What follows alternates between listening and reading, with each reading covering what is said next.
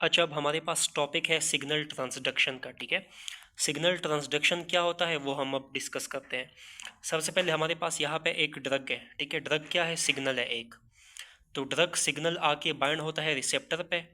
तो इसका मतलब रिसेप्टर जो है वो इस ड्रग सिग्नल को क्या करेगा? डिटेक्ट करेगा। ठीक है, रिसेप्टर सिग्नल को डिटेक्ट करेगा। जब भी ड्रग सिग्नल आके इस रिसेप्टर पे बाइंड होगा तो रिसेप्टर इस सिग्नल को डिटेक्ट करेगा और इस ड्रग सिग्नल को रिसेप्टर जो है वो चेंज करेगा, कन्वर्ट करेगा, ट्रांसफॉर्म करेगा इनटू सीरीज ऑफ फ्रैक्शंस में। इस सीरीज ऑफ फ्रैक्शंस को हम लोग कैस्केड ऑफ इवेंट्स भी कहते हैं। ठीक है, सो कैस्केड ऑफ इवेंट या फिर सीरीज ऑफ फ्रैक्शन में ड्रग सिग्नल ट्रांसफॉर्म हो गया। ठीक है, बाइंडिंग की वजह से। इस सीरीज ऑफ रिएक्शन या कैस्केड ऑफ इवेंट्स की वजह से हमारे पास इंट्रा सेलुलर रिस्पॉन्स जनरेट होता है। ठीक है, ये हमारे पास नॉर्मल सिग्नल ट्रांसडक्शन का ओवरव्यू था। अब हम आगे चलकर सीरीज ऑफ रिएक्शन या कैस्केड ऑफ इवेंट को हम लोग डिटेल में पढ़ेंगे जब हम लोग रिसेप्टर टाइप्स को डिस्कस करेंगे वन बाय वन। अब यहाँ पे एक और ज़रूरी बात होती है। यहाँ पे हमारे पास एक सब्सटेंसेस होते हैं या मॉलिक्यूल्स होते हैं जिसको हम लोग सेकंड मैसेंजर कहते हैं। ठीक है, सेकंड मैसेंजर हमारे पास वो सब्सटेंसेस होते हैं जो कि सीरीज ऑफ रिएक्शंस में या कैस्केड ऑफ इवेंट में इन्वॉल्व होते हैं। उन मॉलिक्यूल्स को हम लोग सेकंड मैसेंजर कहते हैं जो सीरीज ऑफ रिएक्शन में या कैस्केड ऑफ इवेंट्स में इन्वॉल्व होते हैं। और इन सेकंड मैसेंजर का काम क्या होता है कि जब हमारे पास ड्रग सिग्नल रिसेप्टर पे बाइंड होता है तो ड्रग सिग्नल बाइंडिंग को ट्रांसफॉर्म करना इंट्रा सेलुलर रिस्पॉन्स में, ये काम किसका है? ये सेकंड मैसेंजर का काम है। और इस सेकंड मैसेंजर को हम लोग इफेक्टर मॉलिक्यूल्स भी कहते हैं। ठीक है, ये हमारे पास सिग्नल ट्रांसडक्शन का इंट्रोडक्शन था। ट्रांसडक्शन का मतलब होता है कि जो सिग्नल है वो एक फॉर्म से दूसरे फॉर्म में चेंज हो जाए। जैसे यहाँ पे ड्रग सिग्नल जो था वो बाइंडिंग के बाद चेंज हुआ इंट्रासेलुलर रिस्पॉन्स में। इसी को हम लोग सिग्नल ट्रांसडक्शन कहते हैं। ठीक है, और सेकंड मैसेंजर क्या है वो मैंने बता दिया। और रिसेप्टर और जो मतलब अंदर का जो ओवरव्यू था, इंटरस ये सेल है ना, रिसेप्टर सेल के ऊपर है। तो जब ड्रग सिग्नल बाइंड हुआ तो रिसेप्टर पे बाइंड होने की वजह से इस सेल के अंदर इंट्रासेलुलर रिस्पॉन्स प्रोड्यूस हुआ। ठीक है, ये इंट्रोडक्शन था बेसिक सिग्नल ट्रांसडक्शन का। अब सिग्नल ट्रांसडक्शन में हमारे पास पहला ए हेडिंग है ड्रग रिसेप्टर कॉम्प्लेक्सेस। ठीक है, हमें पता है कि जब ड्रग रिसेप्टर पे बाइंड हो जाए तो हमारे पास ड्रग रिसेप्टर कॉम्प्लेक्स बन जाता है। अब इस ड्रग रिसेप्टर कॉम्प्लेक्स हेडिंग में पहला पॉइंट है कि नंबर ऑफ कॉम्प्लेक्सेस ज़्यादा होंगे तो मैग्नीट्यूड ऑफ रिस्पॉन्स हमारे पास ज़्यादा होगा। मैग्नीट्यूड मतलब स्ट्रेंथ ऑफ रिस्पॉन्स ज़्यादा होगा जितने ज़्यादा कॉम्प्लेक्सेस बनेंगे। Let suppose drug receptor complex जो है वो 2 बन गए, 3 बन गए, 4 बन गए, उतना ज़्यादा मैग्नीट्यूड ऑफ रिस्पॉन्स इंक्रीज होगा। ठीक है, पहला पॉइंट। उसके बाद सेकंड पॉइंट है हमारे पास कि receptors are specific for particular drug, यानी कि हर ड्रग के लिए अपना स्पेसिफिक रिसेप्टर होता है। जैसे कि फॉर एग्जांपल हिस्टामिन जो है वो स्पेसिफिकली बाइंड होता है सिर्फ और सिर्फ H1 रिसेप्टर पे। एपिनेफ्रिन जो है वो स्पेसिफिकली बाइंड होता है सिर्फ और सिर्फ बीटा रिसेप्टर पे। ठीक है, एसिटाइलकोलिन जो है वो बाइंड होता है मस्करीनिक या फिर निकोटिनिक रिसेप्टर पे। तो कहने का मतलब ये है कि जो रिसेप्टर होते हैं वो स्पेसिफिक होते हैं अपने स्पेसिफिक लीगेंड या फिर अपने स्पेसिफिक ड्रग्स के लिए। ठीक है, इसके बाद हमारे पास कुछ ऐसे ड्रग होते हैं जो रिसेप्टर पे बाइंड नहीं होते, कॉम्प्लेक्सेस नहीं बनाते, लेकिन फिर भी वो फार्माकोलॉजिकल इफेक्ट प्रोड्यूस करते हैं बॉडी में। जैसा कि एंटासिड है। एंटासिड जो है वो केमिकली न्यूट्रलाइज करता है गैस्ट्रिक एसिड को। गैस्ट्रिक मतलब स्टमक, गैस्ट्रिक एसिड मतलब जो स्टमक एसिड है, जब वो ज़्यादा हो जाता है स्टमक एसिड तो हम कहते हैं कि जो एंटासिड है। एंट एसिड नाम से पता चल रहा है। एंट मतलब एंटी और एसिड मतलब एसिड, यानी कि एसिड के खिलाफ काम करने वाला जो ड्रग है वो एंटासिड है। और जब हम लोग पेशेंट को एंटासिड देते हैं तो एंटासिड क्या करता है कि वो केमिकली न्यूट्रलाइज कर देता है स्टमक या गैस्ट्रिक एसिड को विदाउट बाइंडिंग टू रिसेप्टर, यानी कि रिसेप्टर पे बाइंड नहीं हुआ फिर भी इसने जो है गैस्ट्रिक या फिर स्टमक एसिड को न्यूट्रलाइज कर दिया, कम कर दिया। ठीक है, जैसा वो होता है ना किसी बंदे को स्टमक पेन या फिर हम कहते हैं कि हार्ट बर्न हो रहा है, दिल जलता है, वो गैस्ट्रिक एसिड ज़्यादा होने की वजह से हार्ट बर्न होता है। तो उसको ठीक करने के लिए हम लोग जो है वो एंटासिड देते हैं जो कि रिसेप्टर पे बाइंड नहीं होता लेकिन केमिकली जो है न्यूट्रलाइज करता है गैस्ट्रिक एसिड को। ठीक है, तो ये हमारे पास पहला हेडिंग था ड्रग रिसेप्टर कॉम्प्लेक्स वाला सिग्नल ट्रांसडक्शन के अंदर। अब हम लोग पार्ट बी वाला हेडिंग जो है वो अब डिस्कस करते हैं जो कि है रिसेप्टर स्टेट। अब सिग्नल ट्रांसडक्शन में हमारे पास बी हेडिंग है रिसेप्टर स्टेट्स। ठीक है, हमें पता है कि रिसेप्टर जो है वो 2 स्टेट्स में एग्जिस्ट करता है। तो 2 स्टेट रिसेप्टर के कौन कौन से हैं? एक है इनएक्टिव स्टेट जिसको हम लोग आर से शो करते हैं। दूसरा स्टेट हमारे पास है एक्टिव स्टेट जिसको हम लोग आर स्टार से शो करते हैं। ठीक है, तो नॉर्मल कंडीशन में क्या होता है कि रिसेप्टर जो है वो 2 स्टेट में एग्जिस्ट करता है, एक इनएक्टिव और दूसरा एक्टिव स्टेट। दोनों इनएक्टिव और एक्टिव स्टेट एक दूसरे के साथ रिवर्सिबल इक्विलिब्रियम में होते हैं, ठीक है। इक्विलिब्रियम का मतलब होता है बैलेंस, यानी कि दोनों स्टेट जो है वो एक दूसरे के साथ बैलेंस में मेंटेन है, और दोनों जो है रिवर्सिबल स्टेट है, यानी कि इनएक्टिव से एक्टिव में चेंज हो सकता है, और एक्टिव स्टेट जो है वो वापस इनएक्टिव में भी चेंज हो सकता है। तो दोनों जो स्टेट है वो एक दूसरे के साथ रिवर्सिबल इक्विलिब्रियम में है, ठीक है।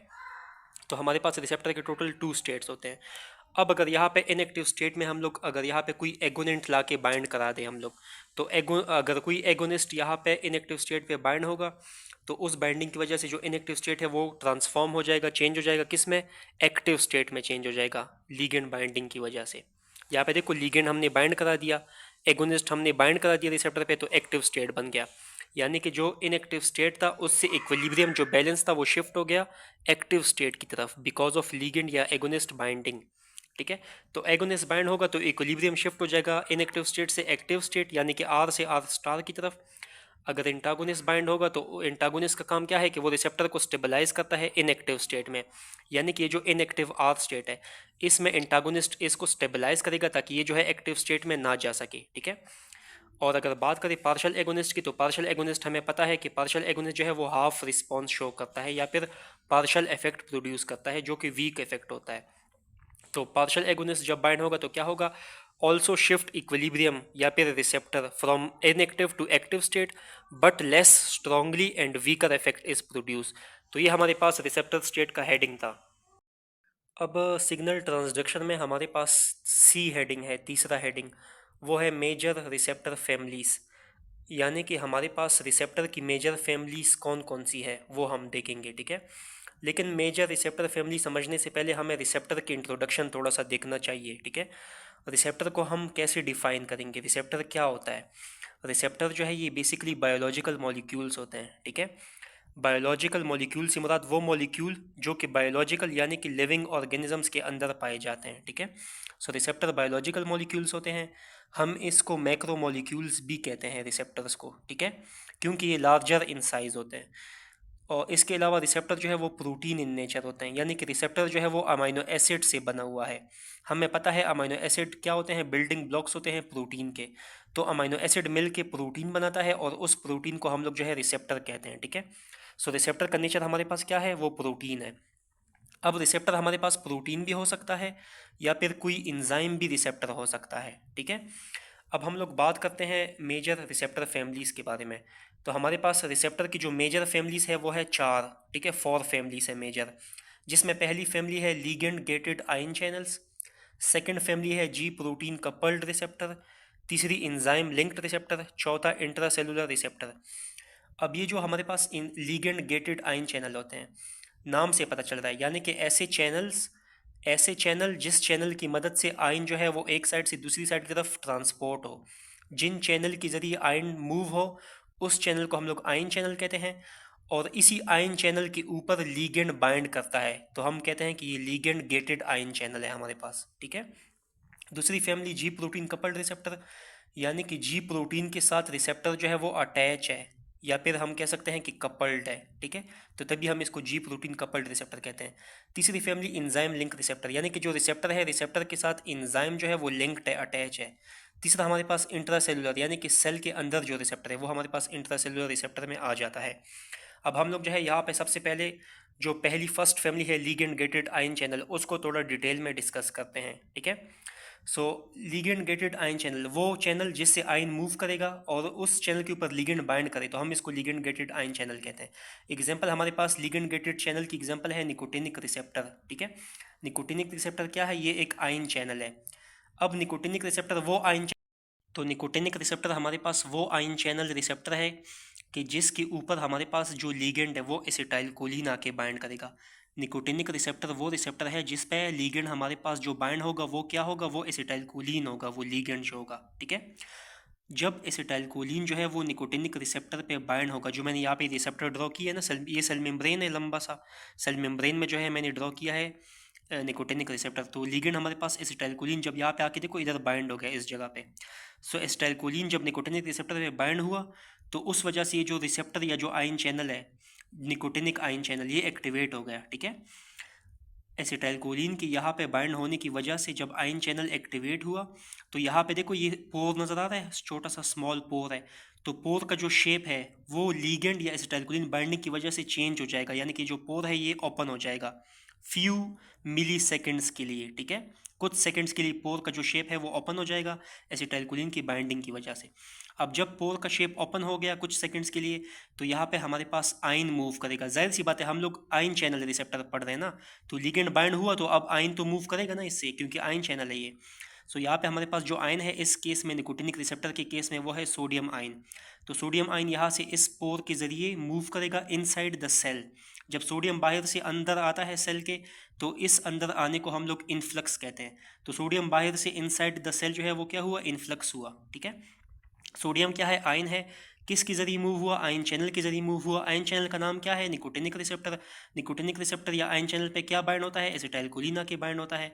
तभी तो पोर का जो शेप है उसमें चेंजेस आते हैं, पोर का शेप ओपन हो जाता है और सोडियम आयन इन्फ्लक्स होता है, ठीक है। अब जब आयन चैनल से सोडियम आयन अंदर इन्फ्लक्स हुआ, या फिर निकोटिनिक रिसेप्टर भी हम कह सकते हैं, तो सोडियम आयन इन्फ्लक्स होगा और पोटेशियम आयन जो है वो बाहर अंदर से बाहर जाएगा, तो आउटफ्लक्स होगा पोटेशियम आयन का। सोडियम बाहर से अंदर आया, पोटेशियम जो है वो अंदर से बाहर जाएगा, ठीक है। सो जिसकी वजह से क्या होगा कि generating action potential in neuron. तो न्यूरॉन जो सेल है, जाहिर सी बात है न्यूरॉन भी एक हमारे पास स्पेशलाइज सेल्स होते हैं। तो जब सोडियम इन्फ्लक्स हुआ न्यूरॉन के अंदर, न्यूरॉन सेल के अंदर, और पोटेशियम बाहर चला गया, तो इस वजह से न्यूरॉन में क्या होगा, एक्शन पोटेंशियल जनरेट होगा।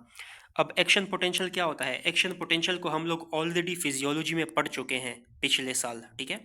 सो ये हमारे पास लिगेंड गेटेड आयन चैनल होते हैं जिसके जरिए आयन अंदर मूव करते हैं जिस चैनल के जरिए, और उस पर लिगेंड जब बाइंड होगा तब मूव करेगा। अगर यहाँ पे लिगेंड बाइंड ना करे आयन चैनल पे तो कभी हमारे पास सोडियम आयन या फिर कोई भी आयन जो है वो इन्फ्लक्स नहीं होगा जब तक यहाँ पे लिगेंड बाइंड ना हो। अब ये तो निकोटिनिक रिसेप्टर है, ये एक आयन चैनल की एग्जांपल है। अब इसी तरह से काफ़ी सारे रिसेप्टर होते हैं, काफ़ी सारे अलग अलग डिफरेंट आयन चैनल्स होते हैं, ठीक है। तो डिफरेंट आयन चैनल से डिफरेंट आयंस की इन्फ्लक्स होती है। जैसे किसी चैनल के ज़रिए जो है हो सकता है पोटेशियम इन्फ्लक्स हो, किसी आयन चैनल के ज़रिए हो सकता है क्लोराइड इन्फ्लक्स हो, ठीक है। तो डिफरेंट आयन चैनल रिसेप्टर के ज़रिए डिफरेंट आयंस की इन्फ्लक्स होती है, लेकिन आयन चैनल से आयन की इन्फ्लक्स तभी होगी जब लिगेंड बाइंड करेगा। अब निकोटिनिक रिसेप्टर था तो यहाँ पे हमारे पास लिगेंड एसिटाइलकोलिन था, एसिटाइलकोलिन बाइंड हुआ था तो तभी सोडियम आयन जो है वो इन्फ्लक्स हुआ था ना, और हमारे पास एक्शन पोटेंशियल जो है वो जनरेट हुआ था न्यूरॉन में, क्योंकि ये एक न्यूरॉन सेल है। देखो सेल मेम्ब्रेन जो होता है, सेल मेम्ब्रेन हर सेल में पाया जाता है, चाहे वो नॉर्मल सेल हो या फिर वो न्यूरॉन सेल हो। हर सेल में सेल मेम्ब्रेन होता है और हर सेल मेम्ब्रेन में जो है रिसेप्टर पाए जाते हैं, ठीक है। अब ये जो ligand gated ion channel receptor है इसको हम लोग ट्रांस मेम्ब्रेन रिसेप्टर भी कहते हैं। अब इसको हम लोग ट्रांस मेम्ब्रेन रिसेप्टर क्यों कहते हैं, बिकॉज ट्रांस मेम्ब्रेन का मतलब होता है कि जब रिसेप्टर का एक साइड सेल मेम्ब्रेन के बाहर हो, आउटसाइड हो। जैसे देखो ये वाला जो हिस्सा है रिसेप्टर का, ये वाला हिस्सा सेल मेम्ब्रेन के आउटसाइड है, और ये जो नीचे वाला हिस्सा ये सेल मेम्ब्रेन के इनसाइड है। तो एक हिस्सा आउटसाइड सेल मेम्ब्रेन के, एक हिस्सा सेल मेम्ब्रेन के इनसाइड। तो इसी तरह की शक्ल को हम लोग कहते हैं कि ये ट्रांस मेम्ब्रेन है, यानी कि अक्रॉस द मेम्ब्रेन जो है वो रिसेप्टर प्रेजेंट है, ठीक है। तो हम लोग इसको ट्रांस मेम्ब्रेन रिसेप्टर भी कह सकते हैं। शर्त सिर्फ ये है ना, शर्त कि यहाँ पे लिगेंड लाजमी बाइंड होगा तभी सोडियम इन्फ्लक्स होगा। अगर लिगेंड बाइंड नहीं होगा तो कभी भी आयन चैनल से आयन इन्फ्लक्स नहीं हो सकता, ठीक है। तो ये हमारे पास पहला आयन चैनल एग्जाम्पल था निकोटिनिक रिसेप्टर। अब इसमें हमारे पास एक सेकंड एग्जाम्पल है आयन चैनल में, वो है गाबा रिसेप्टर। गाबा भी हमारे पास एक लिगेंड गेटेड आयन चैनल है, ठीक है। यहाँ पे मैं ड्रॉ कर लेता हूँ, ये हमारे पास लेट सपोज गाबा रिसेप्टर है, ठीक है। अब गाबा रिसेप्टर क्या होता है, गाबा रिसेप्टर से जो आयन इन्फ्लक्स होता है वो कौन सा आयन होता है, वो होता है क्लोराइड आयन, ठीक है। क्लोराइड आयन इन्फ्लक्स होता है किससे, गाबा रिसेप्टर से। अब ये जो गाबा रिसेप्टर है इस पे जो लीगेंड बाइंड होगा वो क्या होगा, वो हमारे पास गाबा लीगेंड होगा, लीगेंड का नाम होगा गाबा, ठीक है। सो गाबा रिसेप्टर के ऊपर गाबा लिगेंड बाइंड होगा तभी जो है इससे क्लोराइड इन्फ्लक्स होगा। जब क्लोराइड जो है वो बाहर से इनसाइड द सेल आएगा तो क्लोराइड इन्फ्लक्स की वजह से इनसाइड द सेल जो है वो नेगेटिविटी ज़्यादा होगी। जाहिर सी बात है क्लोराइड नेगेटिव आयन है ना, तो जब ज़्यादा इन्फ्लक्स होगा तो देखो Cl- तो नेगेटिव चार्ज अंदर ज़्यादा हो जाएंगे सेल के। तो नेगेटिविटी जब इनसाइड द सेल ज़्यादा होगी तो उस वजह से जो सेल है वो हाइपर पोलराइज हो जाएगा, ठीक है। तो हाइपर पोलराइजेशन क्या होती है, जब भी नेगेटिव आयन अंदर ज़्यादा इन्फ्लक्स होता है तो उसकी वजह से जो इनसाइड द न्यूरॉन है वो ज़्यादा नेगेटिव हो जाता है। इस नेगेटिविटी को हम लोग कहते हैं कि हाइपर पोलराइजेशन हो गई न्यूरॉन की due to increase inside negativity, ठीक है। जब न्यूरॉन हाइपर पोलराइज हो जाता है तो क्या होता है कि जो न्यूरॉन की जो फायरिंग है, ठीक है, न्यूरॉन तो मैं पता है वो फायरिंग करता है, सिग्नल्स या केमिकल्स वगैरह फायर करता है, ठीक है। तो न्यूरोनल जो फायरिंग होती है वो डिक्रीज़ हो जाती है हाइपर पोलराइजेशन की वजह से, और नेगेटिविटी ज़्यादा होने की वजह से न्यूरॉन जो है उसकी जो फायरिंग है वो डिक्रीज़ हो जाती है। तो न्यूरोनल फायरिंग जब डिक्रीज़ होगी तो न्यूरॉन सही तरह से फायर नहीं कर पाएगा। तो इसका मतलब कि जो बंदा होगा, जो पर्सन होगा, उसमें काल्मिंग इफेक्ट प्रोड्यूस होगा, ठीक है। काल्मिंग इफेक्ट का मतलब होता है रिलैक्सिंग इफेक्ट, यानी कि जो बंदा है वो काम या फिर रिलैक्स हो जाएगा। और इसी काल्मिंग या रिलैक्सिंग इफेक्ट को हम लोग सेडेशन कहते हैं, यानी कि बंदा जो है वो सीडेट हो जाएगा, ठीक है। उसमें जो है काल्मिंग या रिलैक्सिंग इफेक्ट प्रोड्यूस हो जाएगी। सो सिंपल सी बात है, देखो गाबा रिसेप्टर हमारे पास एक आयन चैनल रिसेप्टर है। क्यों? क्योंकि यहाँ पे क्लोराइड आयन की इन्फ्लक्स होगी इस चैनल से, तो ये एक आयन चैनल हुआ। अब ये क्लोराइड की इन्फ्लक्स कब हुई? जब यहाँ पे हमारे पास लिगेंड बाइंड हुआ। लिगेंड क्या था? लिगेंड हमारे पास यहाँ पे गाबा था। सो नेगेटिव आयन इन्फ्लक्स हुआ न्यूरॉन के अंदर, जिसकी वजह से इनसाइड नेगेटिविटी ज़्यादा हो गई। तो हमने बोला कि नेगेटिविटी जब ज़्यादा है तो इसको हम लोग हाइपर पोलराइजेशन बोलते हैं। जब न्यूरॉन हाइपर पोलराइज हुआ तो न्यूरॉन की जो फायरिंग है वो डिक्रीज़ हो गई। जब न्यूरॉन ज़्यादा फायर नहीं कर पा रहा, कम लेस फायर कर रहे हैं न्यूरॉन, सो इट मीन्स कि काल्मिंग या फिर रिलैक्सिंग इफेक्ट प्रोड्यूस हुआ। और इसी काल्मिंग इफेक्ट को हम लोग सेडेशन कहते हैं, यानी कि जो बंदा है वो काल्म या फिर सेडेट या फिर रिलैक्स हो गया, ठीक है। सो ये हमारे पास सेकंड एग्जांपल था गाबा। पहला हमने निकोटिनिक रिसेप्टर आयन चैनल पढ़ा, अब हमने यहाँ पे सेकंड एग्जांपल गाबा आयन चैनल पढ़ा, ठीक है। अब इसी तरह से हमारे पास एक कुछ, अब ये तो हमने लिगेंड गेटेड पढ़े ना। कुछ हमारे पास होते हैं voltage gated channels, ion channels, ठीक है। यानी कि जो वोल्टेज वैल्यूज़ के ऊपर, स्पेसिफिक वोल्टेज वैल्यूज़ के ऊपर ओपन क्लोज होते हैं। अब वो हम देखते हैं कि वोल्टेज गेटेड चैनल कैसे होते हैं।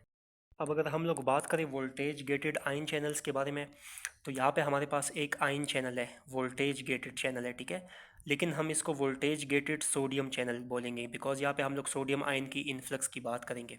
अब ये वोल्टेज गेटेड है। वोल्टेज गेटेड का मतलब ये है कि ये जो रिसेप्टर है या ये जो आयन चैनल है ये तब ओपन होगा जब हमारे पास स्पेसिफिक वोल्टेज वैल्यू हासिल हो जाएगी या फिर अचीव हो जाएगी, ठीक है। फॉर एग्जांपल हमारे पास यहाँ पे अगर हम लोग बात करें इस वोल्टेज गेटेड आयन चैनल की, तो यहाँ पे देखो ये जो मैंने लेबल किया हुआ है, ये जो दो लाइंस नज़र आ रही है, ये बेसिकली वोल्टेज सेंसर होते हैं। ये जो वोल्टेज सेंसर होते हैं ये सेंस करते हैं मेम्ब्रेन पोटेंशियल को, या फिर मेम्ब्रेन के वोल्टेज को सेंस करते हैं कि कि जो वो वोल्टेज है वो अभी कितना है, ठीक है। फॉर एग्जांपल अगर हम लोग वोल्टेज सेंसर की बात हो गई, अगर हम लोग बात करते हैं सोडियम आयन की ना, तो सोडियम आयन इन्फ्लक्स कब होगा? वोल्टेज मतलब किस वोल्टेज के ऊपर हमारे पास जो है सोडियम आयन इन्फ्लक्स होगा और वोल्टेज गेटेड चैनल जो है वो ओपन होगा या फिर एक्टिव होगा, ठीक है। सो अगर हमारे पास सेल मेम्ब्रेन का जो पोटेंशियल है, सेल मेम्ब्रेन का पोटेंशियल अगर हमारे पास -50 मिली वोल्ट तक पहुंच जाता है, यानी कि -55 मिली वोल्ट हमारे पास सेल मेम्ब्रेन का पोटेंशियल हो जाता है। ये जो -50 मिली वोल्ट है ये बेसिकली वोल्टेज है, ठीक है। सो जब हमारे पास मेम्ब्रेन पोटेंशियल -55 मिली वोल्ट हो जाता है, तो ये -55 मिली वोल्ट जो है ये हमारे पास क्या है? ये हमारे पास थ्रेशोल्ड वैल्यू है सोडियम इन्फ्लक्स के लिए।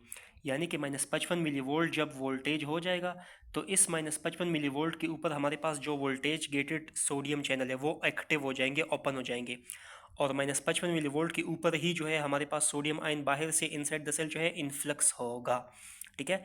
तो 55 मिली वोल्ट वोल्टेज कैसे पता चला? ये इस वोल्टेज सेंसर की वजह से, जो कि इस वोल्टेज गेट रिसेप्टर के ऊपर लगे हुए हैं सेंसर, ये सेंस करते हैं कि -55 हो गया, सो ठीक है, बस फिर हम अब सोडियम को इन्फ्लक्स करा देते हैं अंदर, ठीक है।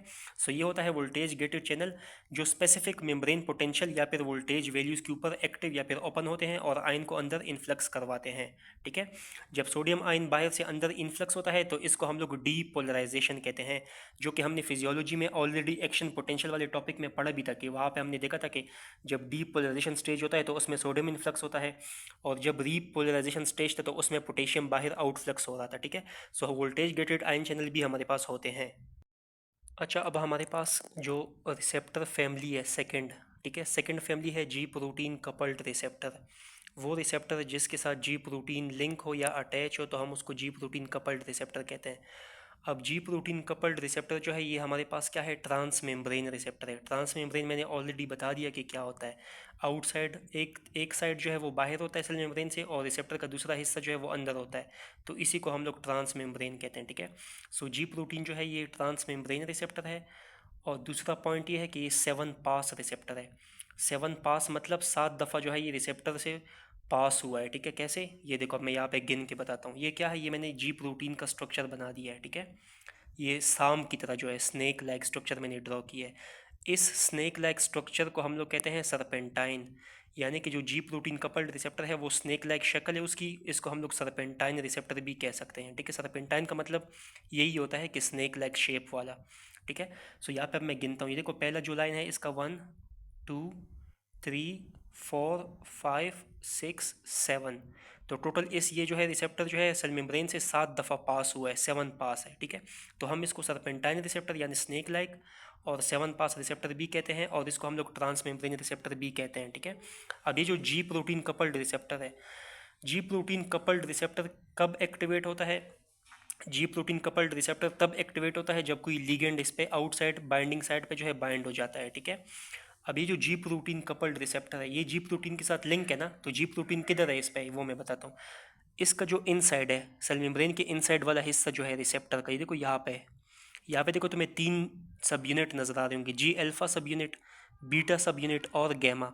ये बीटा और गैमा सब यूनिट और जी अल्फ़ा, ये तीनों सब यूनिट को मिलाकर हम लोग कहते हैं कि ये जी प्रोटीन है। ठीक है हमारे पास, सो जी प्रोटीन जो है वो कपल है या फिर अटैच है रिसेप्टर के इनसाइड के साथ। ठीक है, और इस जी प्रोटीन के 3 सब यूनिट है, अल्फ़ा बीटा गैमा, 3 सब यूनिट मिलाकर जी प्रोटीन बनाते हैं। अब इसमें क्या होता है कि ये जो जी अल्फ़ा सब यूनिट है, जी अल्फ़ा सब यूनिट के साथ रेस्टिंग स्टेज में जी डी पी अटैच होता है। G D P resting stage में जी अल्फ़ा सब यूनिट के साथ अटैच होता है। रेस्टिंग स्टेज मतलब जब कोई लिगेंड अभी बाइंड नहीं हुआ रिसेप्टर के साथ, तो जब लिगेंड बाइंड नहीं है तो रेस्टिंग स्टेज है। रेस्टिंग स्टेज में यहाँ पे जी डी पी अटैच है जी अल्फ़ा के साथ। G D P stand for guanidine diphosphate. ठीक है, अब क्या होता है कि जब कोई लिगेंड आके बाइंड होता है जी पी सी आर पे, जी पी सी आर मतलब जी प्रोटीन कपल्ड रिसेप्टर पे, इसको हम लोग shortcut G P C R. ठीक है, तो हम लोग जी प्रोटीन कपल्ड रिसेप्टर को G P C R shortcut कहते हैं। अब हम लोग बात करते हैं इसकी रेस्टिंग स्टेज में और एक्टिव स्टेज में क्या होता है। रेस्टिंग स्टेज में क्या होता है कि जी अल्फ़ा सब यूनिट के साथ जी डी पी अटैच होता है।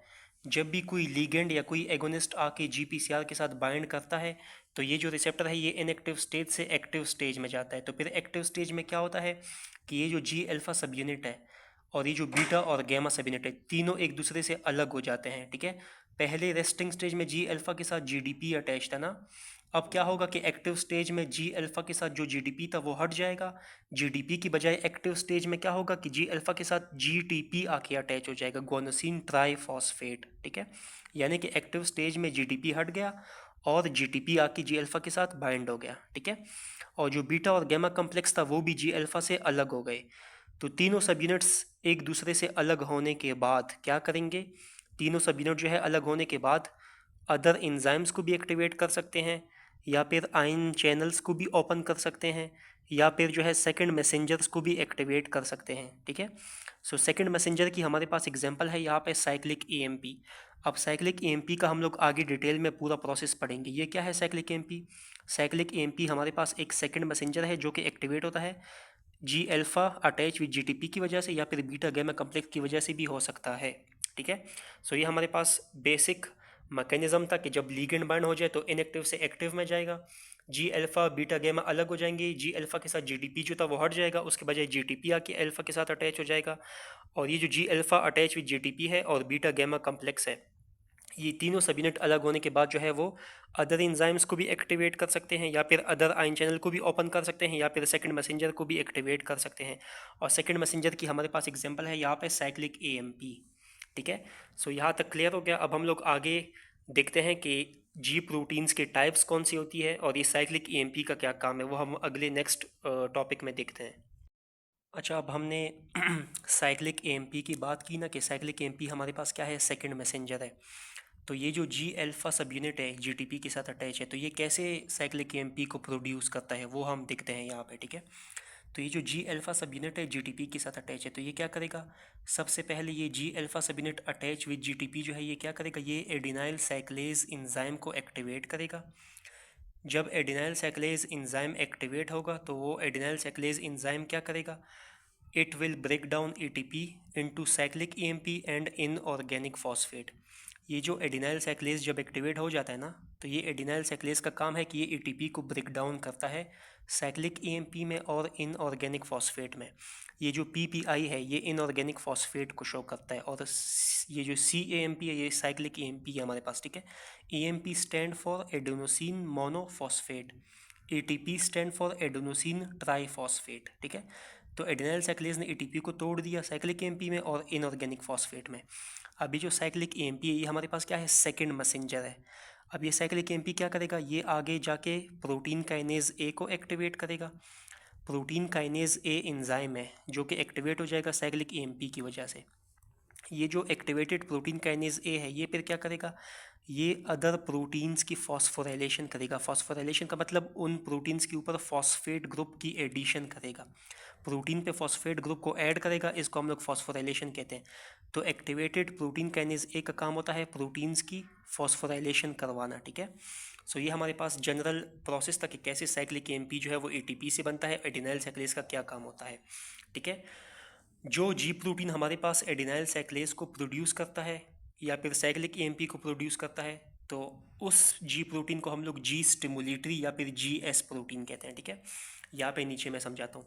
हमारे पास जी प्रोटीन के टोटल 3 टाइप्स है। देखो 3 types of G protein, G S, G inhibitory, G Q.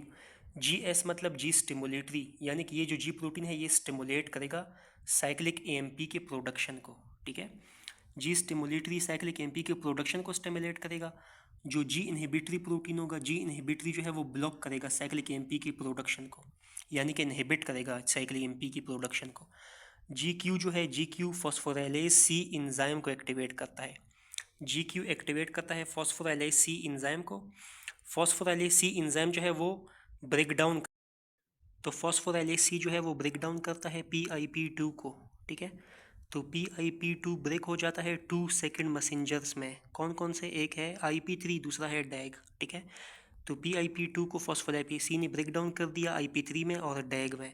IP3 का मतलब होता है इनिसोटोल ट्राईफॉस्फेट, और डैग का मतलब है डाई एसाइल ग्लाइसरॉल, ठीक है। दोनों सेकेंड मैसेंजर है हमारे पास, ठीक हो गया। सो यहाँ पे हमारे पास एक ज़रूरी बात यह है कि जो जी स्टिमुलेटरी है, जी स्टिमुलेटरी प्रोटीन जो है इसकी भी 3 अल्फा बीटा गैमा सबयूनिट होते हैं। जी इनहिबिटरी की भी 3 सबयूनिट होते हैं, और जी क्यू की भी हमारे पास जो है वो 3 अल्फा बीटा गैमा सबयूनिट होते हैं, ठीक हो गया। अब हम लोग देखते हैं कि ये जो IP3 है और डैग है इसका आगे क्या काम है। IP3 का मतलब क्या है, आइनिसोटोल ट्राईफॉस्फेट, और डी डैग का मतलब डाई एसाइल ग्लाइसरॉल। अच्छा, अब यहाँ पे हमारे पास जो IP3 है ना, IP3 का काम क्या है। IP3 जो है वो release of calcium ions from endoplasmic reticulum into the cytoplasm. IP3 क्या करता है कि इंट्रा सेलुलर कैल्शियम आयंस को जो है वो इंक्रीज करा देता है। कैसे, बिकॉज IP3 जो है वो एंडोप्लाज्मिक रेटिकुलम से कैल्शियम आयंस को रिलीज करता है साइटोप्लाज्म में, ठीक है। ये IP3 का फंक्शन है। और जो डाई एसाइल ग्लाइसरॉल है वो प्रोटीन काइनेज सी को एक्टिवेट करता है। याद रखो कि जब भी काइनेज का लफ्ज़ आएगा ना, प्रोटीन काइनेज, यानी जब भी काइनेज एंजाइम का लफ्ज़ आएगा तो काइनेज एंजाइम का काम हमेशा क्या होता है, फॉस्फेट ग्रुप ऐड करना प्रोटीन्स पे, और उसको हम कहते हैं फॉस्फोराइलेशन। फॉस्फेट ग्रुप ऐड होंगे तो उसी को हम लोग फॉस्फोराइलेशन बोलेंगे, ठीक है। तो काइनेज एंजाइम का काम हमेशा क्या होता है, फॉस्फोराइलेशन करना, फॉस्फेट ग्रुप्स को ऐड करना। अब यहाँ पे हमारे पास ख़त्म हो गया सेकंड फैमिली। अब हम लोग आते हैं थर्ड रिसेप्टर फैमिली पे, जो कि है एंजाइम लिंक रिसेप्टर, यानी ऐसा रिसेप्टर जिसके साथ एंजाइम लिंक्ड होगा, ठीक है। सो अब क्या होता है कि इसमें हमारे पास these receptors are proteins that exist as dimers, ठीक है। या तो डाइमर शक्ल में होते हैं एंजाइम लिंक्ड रिसेप्टर, या तो फिर मल्टी सब यूनिट कम्प्लेक्सेस की शक्ल में होते हैं, ठीक है। डाइमर्स का मतलब क्या होता है, डाई का मतलब है 2, मर्स का मतलब है यूनिट्स, यानी कि 2 सब यूनिट जब मिलकर एक स्ट्रक्चर बनाते हैं तो उसको हम लोग डाइमर कहते हैं, ठीक है। और अगर बात करें मल्टी सब यूनिट कम्प्लेक्सेस की, तो मल्टी का मतलब है मोर देन 1 सब यूनिट, यानी 2 सब यूनिट, 3, 4 वगैरह मल्टीपल सब यूनिट्स होंगे, वो मिलकर एक स्ट्रक्चर बनाते हैं जिसको हम लोग मल्टी सब यूनिट कम्प्लेक्स कहते हैं, ठीक है। सो डाइमर में 2 सब यूनिट, मल्टी सब यूनिट में जो है मोर देन 2 यूनिट्स एक दूसरे के साथ ज्वाइन हो जाते हैं, ठीक है। सो एंजाइम लिंक रिसेप्टर हमारे पास डाइमर शक्ल में भी हो सकता है और मल्टी सब यूनिट कम्प्लेक्स की शक्ल में भी हो सकता है। दूसरा पॉइंट है व्हेन हार्मोन और ligand bind to the enzyme link receptor it changes it shape, यानी कि जब कोई हार्मोन रिसेप्टर पे बाइंड होगा या फिर लिगेंड जो है एंजाइम लिंक रिसेप्टर पे बाइंड हो जाता है, तो हार्मोन और लिगेंड बाइंड होने की वजह से क्या होगा कि ये जो एंजाइम लिंक रिसेप्टर है ये अपना शेप चेंज कर देगा, और इस शेप चेंज करने को हम लोग कहते हैं कन्फर्मेशनल चेंज। ठीक है, तो कन्फर्मेशनल चेंज या फिर शेप चेंज होने की वजह से क्या होती है कि एंजाइम की जो एक्टिविटी है वो इंक्रीज कर जाती है इनसाइड द सेल साइटोप्लाज्म। ठीक है, यानी कि हम देखो हम क्या पढ़ रहे हैं, हम लोग एंजाइम लिंक्ड रिसेप्टर पढ़ रहे हैं ना, तो रिसेप्टर के साथ एंजाइम लिंक्ड है ना, सो इस एंजाइम की जो एक्टिविटी इनसाइड द साइटोप्लाज्म वो इंक्रीज कर जाएगी। ठीक है, बिकॉज ऑफ कन्फर्मेशनल चेंज या हम शेप चेंज भी कह सकते हैं। और अब ये कैसी होती है एक्टिविटी इंक्रीज, वो हम आगे जब एग्जांपल के साथ स्ट्रक्चर के साथ पढ़ेंगे ना रिसेप्टर को, तब हमें क्लियर हो जाएगा। यहाँ पे जस्ट जनरल इंट्रोडक्शन है एंजाइम लिंक रिसेप्टर का। ठीक है, सो रिस्पॉन्स टाइम जो है इस रिसेप्टर का वो है मिनट्स टू आवर्स। ठीक है, मतलब ये बाकी रिसेप्टर्स की तरह इमीडिएट फ्यू सेकंड्स का रिस्पॉन्स नहीं शो करता, यहाँ पे रिस्पॉन्स जो है वो डिलेड हो जाता है थोड़ा सा, तो इस वजह से रिस्पॉन्स टाइम जो है वो मिनट्स या 2 आवर्स तक लग सकता है। ठीक है, और एंजाइम लिंक रिसेप्टर जो होते हैं इनमें टायरोसिन काइनेज एक्टिविटी होती है।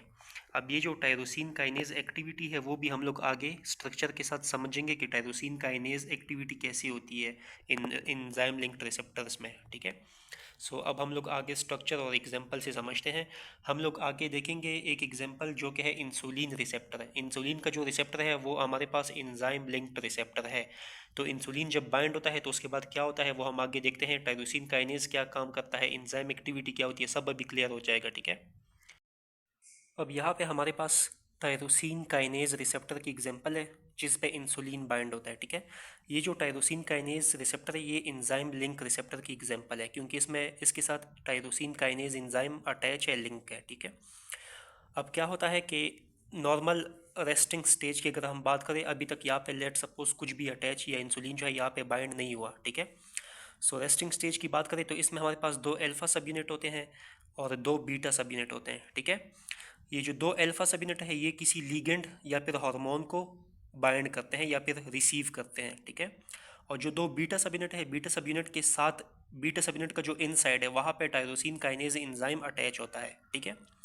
हमें पता है कि काइनेज एंजाइम है तो इसका काम क्या होगा, फॉस्फेट ग्रुप की एडिशन करना होगा जिसको हम फॉस्फोराइलेशन कहते हैं। ठीक है, क्योंकि ये काइनेज एंजाइम है। ठीक है, सो अब क्या होता है कि जब हमारे पास कोई भी हार्मोन, जैसा कि इस केस में लेट सपोज इंसुलिन हार्मोन जो है, इंसुलिन हार्मोन आके यहाँ पे अल्फा सब यूनिट पे बाइंड हो गया। ठीक है, सो इंसुलिन बाइंड होने की वजह से ये रिसेप्टर जो है टायरोसिन काइनेज रिसेप्टर जो है ये एक्टिवेट हो जाएगा। जब टायरोसिन काइनेज रिसेप्टर एक्टिवेट होगा तो क्या होगा कि इसकी जो टायरोसिन काइनेज एंजाइम एक्टिविटी है वो एक्टिवेट हो जाएगी।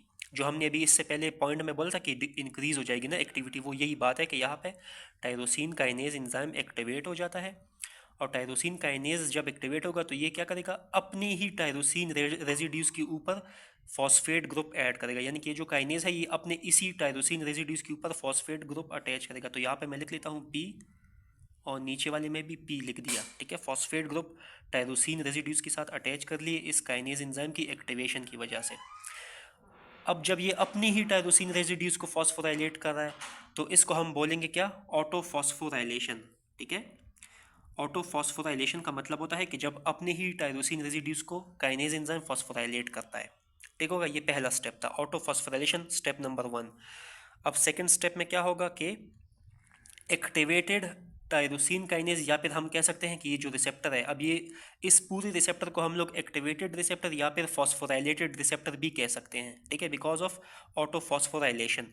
सो ये जो फॉस्फोराइलेटेड रिसेप्टर है ये क्या करेगा, ये आगे फॉस्फोराइलेट करेगा अदर प्रोटीन्स को, जैसा कि हमारे पास आईआरएस प्रोटीन है। ठीक है, आईआरएस प्रोटीन का मतलब है कि insulin receptor substrate protein. IRS मतलब इंसुलिन रिसेप्टर सबस्ट्रेट प्रोटीन, इसको फॉस्फोराइलेट करेगा।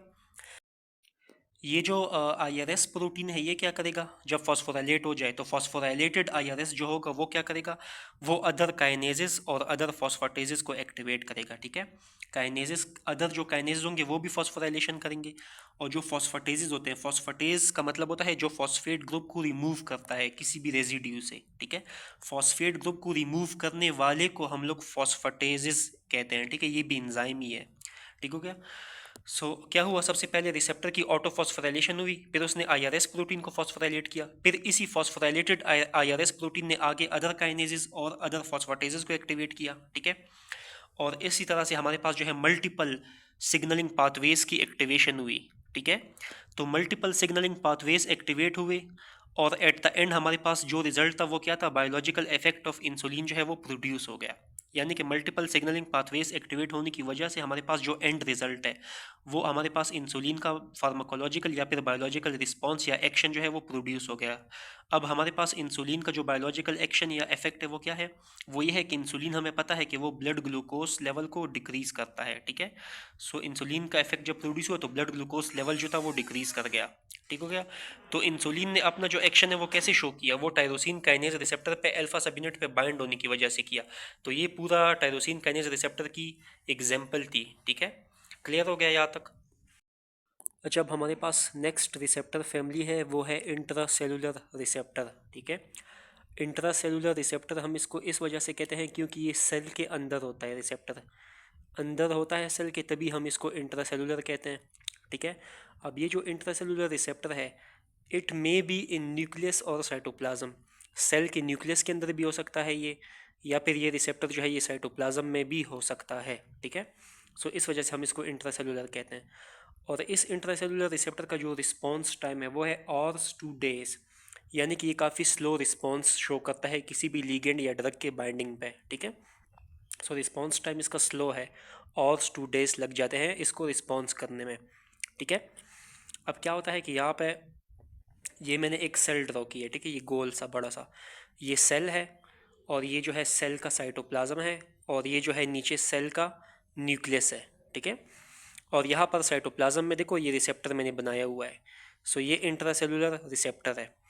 अब क्या होता है नॉर्मल स्टेट में, ये जो इंट्रासेलुलर रिसेप्टर होता है ना, ये नॉर्मल स्टेज में जब इस पे कोई भी लीगेंड या हार्मोन अभी तक बाइंड नहीं हुआ ना, मतलब इनएक्टिव स्टेज में, सो इनएक्टिव स्टेज में ये बाइंड होता है किसके साथ, HSP प्रोटीन के साथ। HSP हमारे पास क्या है, ये हमारे पास HSP90 है, ठीक है। HSP90 हमारे पास हीट शॉक प्रोटीन है। हीट शॉक प्रोटीन का काम क्या है, या फिर HSP90 का काम क्या है कि ये रिसेप्टर को इनएक्टिव स्टेट में ही रखता है, ताकि रिसेप्टर जो है वो एक्टिव ना हो सके। अब क्या होता है कि जब भी हमारे पास कोई लीगेंड, ये देखो यहाँ से लीगेंड मैंने ड्रॉ किया हुआ है, जब भी कोई लीगेंड, सबसे पहली बात तो ये है कि लीगेंड सेल के अंदर आएगा। लीगेंड को सेल के अंदर आने के लिए कुछ चीज़ें हैं वो पहले समझो। अगर हमारे पास लिगेंड लिपोफिलिक है, ठीक है, लिपोफिलिक मतलब लिपिड नेचर का है या फिर लिपिड सॉल्युबल है, ठीक है। तो लिपोफिलिक लिगेंड जो है वो पैसिव डिफ्यूजन के जरिए डायरेक्टली सेल मेम्ब्रेन को क्रॉस करके सेल के अंदर चला जाएगा, क्योंकि सेल मेम्ब्रेन खुद लिपिड से बना है और लिगेंड भी हम लोग लिपोफिलिक दे रहे हैं, तो दोनों जो है वो लाइक डिजॉल्व लाइक वाली बात है। लिपोफिलिक जो लिगेंड है वो डायरेक्टली सेल मेम्ब्रेन को पैसिव डिफ्यूजन से क्रॉस करके सेल के अंदर चला जाएगा, और कोई एनर्जी या ट्रांसपोर्ट प्रोटीन की ज़रूरत भी नहीं पड़ेगी पैसिव डिफ्यूजन में, ठीक है। लिगेंड का लिपोफिलिक होना लाजिम है। अगर लिगेंड हमारे पास वाटर सोलूबल है या फिर हाइड्रोफिलिक है, तो हाइड्रोफिलिक या वाटर सोलूबल लिगेंड के लिए हमारे पास यहाँ पे सेल मेम्ब्रेन में ट्रांसपोर्ट प्रोटीन होना लाजिम है, तभी वो अंदर जाएगा। तो यहाँ पर हमारे पास लिगेंड क्या है, लिगेंड हमारे पास यहाँ पे लिपोफिलिक है, ठीक है। अब ये लिगेंड लिपोफिलिक है, तो ये सेल मेम्ब्रेन को इसने डायरेक्टली क्रॉस कर दिया। क्रॉस करने के बाद इसने यहाँ पे जो है सेल, ये जो रिसेप्टर है इस पे ये यहाँ पे क्या हुआ, बाइंड हो गया, ठीक है।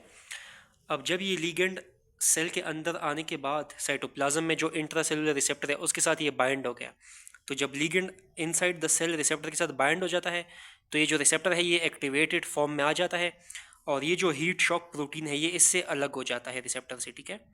हीट शॉक प्रोटीन जो है वो इससे अलग हो जाता है, मतलब डिसोसिएट हो जाता है। जब लिगेंड बाइंड हुआ रिसेप्टर पे तो इससे हीट शॉक प्रोटीन अलग हो गया, डिसोसिएट हो गया। अब ये जो लिगेंड रिसेप्टर कॉम्प्लेक्स है, या फिर अगर यहाँ पे कोई हार्मोन बाइंड है तो हम इसको हार्मोन रिसेप्टर कॉम्प्लेक्स बोलेंगे, ठीक है। सो लिगेंड रिसेप्टर कम्प्लेक्स या हार्मोन रिसेप्टर कम्प्लेक्स जो है ये क्या करेगा, एक्टिवेटेड फॉर्म में आएगा इनसाइड द न्यूक्लियस। पहले साइटोप्लाज्म में था ना, अब ये साइटोप्लाज्म से न्यूक्लियस की तरफ अंदर मूव करेगा।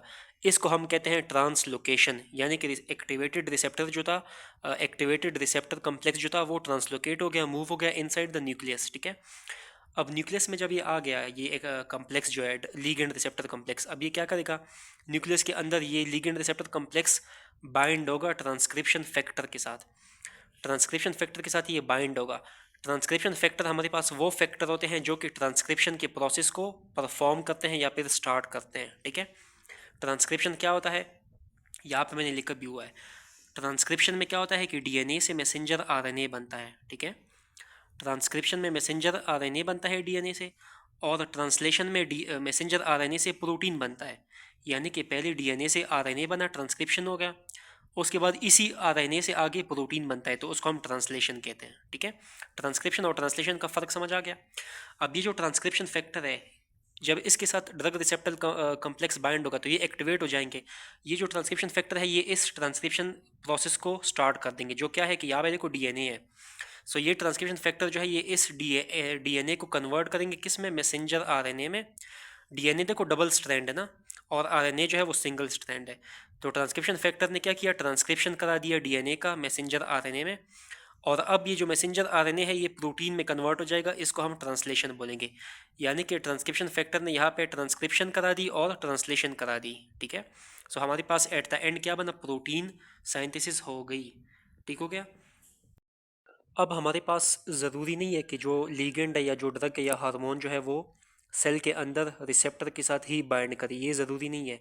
हो सकता है सेल के अंदर किसी और टारगेट के साथ जो है वो लीगेंड बाइंड हो, मतलब रिसेप्टर के अलावा सेल के अंदर किसी और टारगेट के साथ भी लीगेंड या ड्रग या हार्मोन बाइंड हो सकता है। अब हमारे पास ऐसे कौन से अदर इंट्रासेलुलर टारगेट्स हैं जिन पे लीगेंड जो है रिसेप्टर के अलावा बाइंड हो सकता है, ठीक है। सो उसमें हम देखते हैं कि हमारे पास जो अदर टारगेट है जिन पे ड्रग बाइंड हो, उसमें पहला अदर इंट्रासेलुलर टारगेट है जो है स्ट्रक्चरल प्रोटीन, ठीक है। यानी कि जो ड्रग है या जो लिगेंड है वो सेल के अंदर रिसेप्टर के अलावा स्ट्रक्चरल प्रोटीन के ऊपर भी बाइंड या अटैक या एक्ट कर सकता है, ठीक है। सो स्ट्रक्चरल प्रोटीन के साथ बाइंड हो सकता है, यानी कि ये भी हमारे पास जो है ड्रग के लिए इंट्रासेलुलर टारगेट हो सकता है, स्ट्रक्चरल प्रोटीन जो है। दूसरा हमारे पास इंजाइम्स भी जो है वो इंट्रासेलुलर टारगेट हो सकते हैं ड्रग या लिगेंड के लिए। तीसरा हमारे पास जो राइबोसोम्स है, राइबोसोम भी है जो है वो भी इंट्रासेलुलर टारगेट हो सकते हैं किसी ड्रग या लिगेंड के लिए सेल के अंदर, ठीक है। अब हम बात करते हैं पहले स्ट्रक्चरल प्रोटीन्स के बारे में। फॉर एग्जांपल हमारे पास एक स्ट्रक्चरल प्रोटीन है जिसका नाम है ट्यूबोलिन, ठीक है। तो ट्यूबुलिन जो है वो स्ट्रक्चरल प्रोटीन है। ट्यूबुलिन का काम क्या है कि ये कैंसर सेल्स को डिवाइड करता है, कैंसर सेल की डिवीजन को इंक्रीज़ करता है ताकि कैंसर सेल जो है वो ज़्यादा डिवाइड हो और ज़्यादा इंक्रीज़ हो। तो कैंसर सेल्स डिवीजन को रोकने के लिए, स्टॉप करने के लिए कि कैंसर सेल डिवाइड ना हो, तो उसके लिए हम लोग जो ड्रग देंगे वो है पेसिल टैक्सिल ड्रग, ठीक है। पेसिल टैक्सिल जो ड्रग है वो क्या करेगा, वो इस ट्यूबुलिन प्रोटीन को टारगेट करेगा सेल के अंदर, ठीक है। इंट्रासेलुलर टारगेट पेसिल टैक्सिल का क्या होगा, इंट्रासेलुलर टारगेट होगा इसका ट्यूबुलिन जो कि एक स्ट्रक्चरल प्रोटीन है।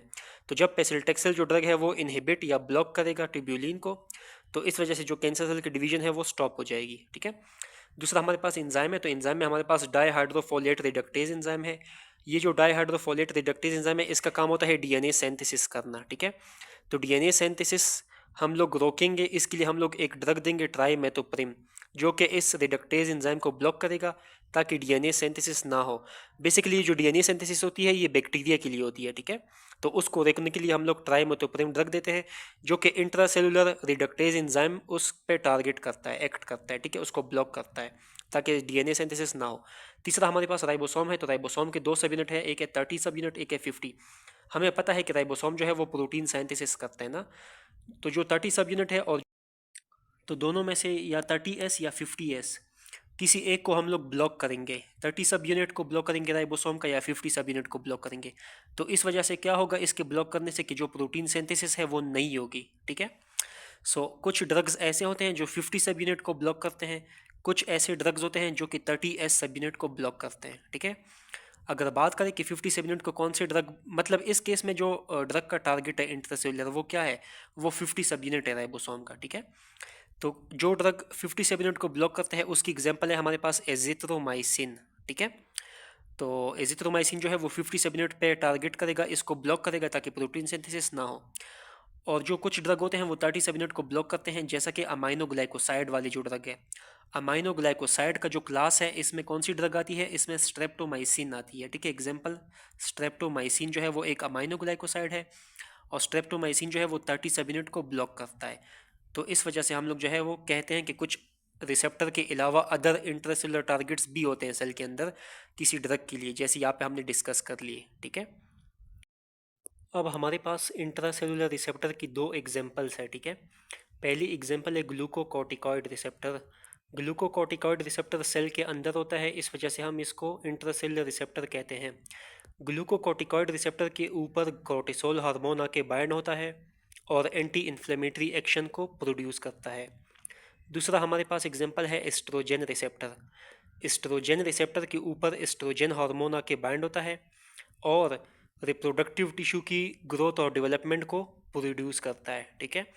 रिप्रोडक्टिव टिश्यू की डेवलपमेंट का मतलब यह है कि जो ब्रेस्ट है उसकी डेवलपमेंट और ग्रोथ होती है एस्ट्रोजन हार्मोन की एस्ट्रोजन रिसेप्टर पे बाइंडिंग की वजह से। सो एस्ट्रोजन रिसेप्टर भी इंट्रासेलुलर है और ग्लूकोकॉर्टिकॉइड रिसेप्टर भी इंट्रासेलुलर रिसेप्टर है, ठीक है। तो इंट्रासेलुलर रिसेप्टर का टॉपिक हमारे पास फिनिश हो चुका है। अब लिपिनकॉट बुक के अकॉर्डिंग हमारे पास नेक्स्ट टॉपिक है कैरेक्टरिस्टिक्स ऑफ सिग्नल ट्रांसडक्शन, ठीक है। सिग्नल ट्रांसडक्शन की जो कैरेक्टरिस्टिक्स है या जो फीचर्स है वो हमारे पास मोस्ट इंपॉर्टेंट जो फीचर या मोस्ट इंपॉर्टेंट जो कैरेक्टरिस्टिक है सिग्नल ट्रांसडक्शन के वो दो है हमारे पास, ठीक है। पहला, ability to amplify small signal, यानी कि स्मॉल सिग्नल को एम्पलीफाई करना, बड़ा करना, इसकी एबिलिटी। और दूसरा हमारे पास mechanism to protect the cell from excessive stimulation, यानी सेल जो है वो ज़्यादा एक्सेसिव स्टिमुलेट ना हो, इससे सेल को प्रोटेक्ट करने के लिए, बचाने के लिए जो मैकेनिज़म्स होते हैं, ठीक है। तो एम्पलीफिकेशन और सेल की जो प्रोटेक्शन है, ये दो हमारे पास टू इम्पॉर्टेंट फीचर या फिर टू इम्पॉर्टेंट करेक्टरिस्टिक्स है सेल सिग्नल ट्रांसडक्शन के। अब हम लोग एम्पलीफिकेशन को डिटेल में डिस्कस करते हैं कि ये बेसिकली होता क्या है। अच्छा, अब हम नेक्स्ट बात करते हैं सिग्नल एम्पलीफिकेशन के बारे में, ठीक है। सिग्नल एम्पलीफिकेशन क्या होता है? सबसे पहला point, it is a special characteristic of G protein coupled receptor and enzyme link receptor, यानी कि जो जी प्रोटीन रिसेप्टर है और जो एंजाइम लिंक रिसेप्टर है, इन दोनों रिसेप्टर का स्पेशल फीचर है क्या? Signal amplification, simple.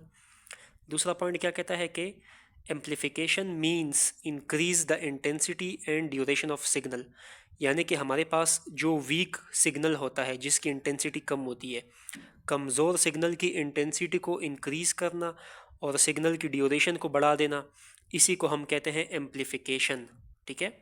यानी कि हमने सिग्नल को एम्पलीफाई कर दिया उसकी इंटेंसिटी और ड्यूरेशन को इंक्रीज़ करके। तीसरा पॉइंट कहता है कि सिंगल एगोनिस्ट रिसेप्टर कॉम्प्लेक्स या फिर ड्रग रिसेप्टर कॉम्प्लेक्स भी हम कह सकते हैं। तो हमारे पास सिर्फ एक जो एगोनिस्ट रिसेप्टर कॉम्प्लेक्स बन जाता है, ये एक एगोनिस्ट रिसेप्टर कॉम्प्लेक्स जो है ये इंटरेक्ट कर सकता है मैनी जी प्रोटीन्स के साथ, ठीक है। Which means that one small signal जो कि एगोनिस्ट है हमारे पास, इस केस में रिसेप्टर पे एगोनिस्ट बाइंड हुआ, तो एगोनिस्ट हमारे पास वन स्मॉल सिग्नल आया है जो कि रिसेप्टर पे बाइंड हो चुका है। तो one small signal agonist can make much bigger response inside the cell. कहने का मतलब ये है ना कि ये जो एगोनिस्ट रिसेप्टर कॉम्प्लेक्स है ये काफ़ी सारी जी प्रोटीन्स के साथ एक्ट कर सकता है या फिर इंटरेक्ट कर सकता है सिग्नल को एम्पलीफाई करने के लिए, ठीक है। और सिर्फ एक स्मॉल सिग्नल जो है वो हमारे पास बहुत सारा big much bigger response create कर सकता है सेल के अंदर, ठीक है। सो मतलब कहने का ये है ना कि यहाँ पे स्मॉल सिग्नल एगोनिस्ट आया था जिसने कि सेल के अंदर मच बिगर रिस्पॉन्स क्रिएट कर दिया। तो हम कह सकते हैं कि जो स्मॉल सिग्नल आया था वो इनसाइड द सेल जो है रिस्पॉन्स की शक्ल में एम्पलीफाई हो गया, ठीक है। तो हमारे पास सिग्नल एम्पलीफिकेशन की अब यहाँ पे एग्जांपल है। एक ड्रग है जो कि है अल्ब्यूटरॉल, ठीक है। अब ये जो अल्ब्यूटरॉल है ये हमारे पास एक स्मॉल सिग्नल है, ठीक है। अब ये जो स्मॉल सिग्नल है अल्ब्यूटरॉल ये आके बाइंड होगा बीटा 2 रिसेप्टर पे। बीटा 2 रिसेप्टर लंग्स में प्रेजेंट होता है। एल्बिटरॉल या जो स्मॉल सिग्नल हम कह सकते हैं ये आके बाइंड हुआ बीटा 2 रिसेप्टर पे फ्यू मिली सेकेंड्स के लिए, यानी कि कुछ ही मिली सेकेंड्स के लिए बाइंड हुआ और कुछ ही मिली सेकेंड्स बाद जो है ये वापस रिसेप्टर से अलग डिसोसिएट हो जाता है, ये जो एल्बिटरॉल है या फिर हम कह सकते हैं कि जो ये स्मॉल सिग्नल है। तो मतलब स्मॉल सिग्नल जो है वो रिसेप्टर पे बाइंड हुआ फ्यू मिली सेकेंड्स के लिए। तो अब क्या होता है कि ये जो एक स्मॉल सिग्नल यहाँ पे बाइंड हुआ था, इस एक स्मॉल सिग्नल की बाइंडिंग की वजह से क्या होता है कि काफ़ी सारे जो जी प्रोटीन है वो एक्टिवेट हो जाते हैं, ठीक है, इस बाइंडिंग की वजह से। अब ये जो मैनी जी प्रोटीन एक्टिवेट हो जाते हैं, ये एक्टिव रहते हैं, stage active for longer period of time, यानी कि लंबे अरसे तक जो है ये जी प्रोटीन्स एक्टिव ही रहते हैं जब एक बार ये एक्टिवेट हो जाते हैं, ठीक है। अब ये जो जी प्रोटीन एक्टिवेट हो जाते हैं लॉन्गर पीरियड ऑफ टाइम तक, तो ये क्या करते हैं, ये फिर सेल के अंदर अदर इंट्रासेलुलर टारगेट जैसे अदर इंजाइम्स हो गए उनको भी एक्टिवेट कर देते हैं। और इस तरह से हम कह सकते हैं कि हमारे पास जो सिग्नल था वो एम्पलीफाई हो गया। यानी कि आउटसाइड हमारे पास जो ड्रग था एल्बिटरॉल, वो हमारे पास स्मॉल सिग्नल था ना एल्बिटरॉल का, तो एल्बिटरॉल का स्मॉल सिग्नल देखो, वहाँ से देखो यहाँ तक देखो कितना एम्पलीफाई हो गया सिग्नल, ठीक है। तो हम कह सकते हैं कि पहले हमारे पास जो एल्बिटरॉल का जो सिग्नल था वो स्मॉल था, और इनसाइड द सेल जो है वो एम्पलीफाई हो गया, यानी कि पहले सिग्नल स्मॉल और वीक था और उसकी इंटेंसिटी कम थी एल्बिटरॉल की शक्ल में जो जो सिग्नल था। अब यहाँ पे जो है अदर इंटरसेलुलर इंजाइम्स एक्टिवेट होने की वजह से जो inside the cell response generate होगा वो ज़्यादा होगा।